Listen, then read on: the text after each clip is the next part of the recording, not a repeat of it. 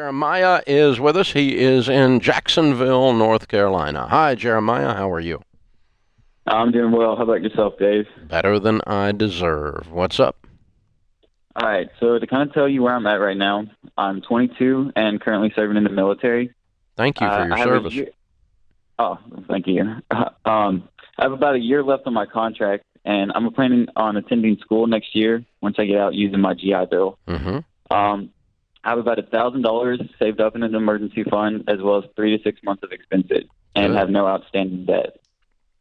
I got about $50,000 put into a mutual fund, and with little expenses after I have budgeted for the month, currently I'm putting that money that's left over towards that mutual fund. Yeah. But my question for you is, do I continue to keep putting money into that mutual fund, or is there a better alternative that I could be putting my money towards, like right now?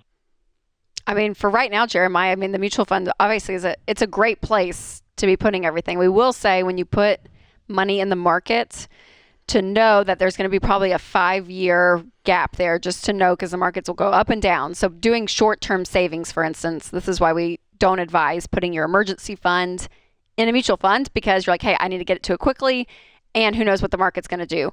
But if you don't have a purchase that you have in the next 5 years, if there's something that may a house or college, or it's something that's coming up, I mean, the mutual fund is still a great spot to be putting that money, because it's sitting there and growing.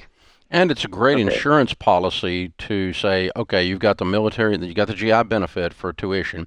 You've also got a stipend coming, right? Yes, They'll give you, what, is it $1,200 a month or something? roughly. Yeah.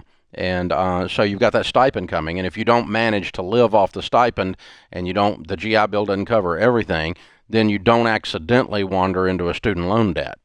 And so that's your backstop to make sure no student loan debt when you graduate. What are you going to study?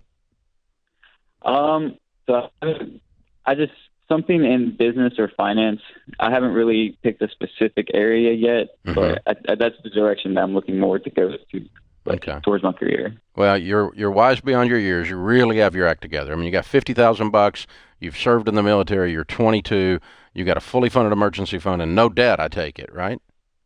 No debt. Yeah. Where'd you learn all this? Actually, it started in high school, but my mom started me pretty young with Dave Ramsey. So. Oh, okay. So you're a financial peace baby. Yes, I actually got All right. to see you in Louisville.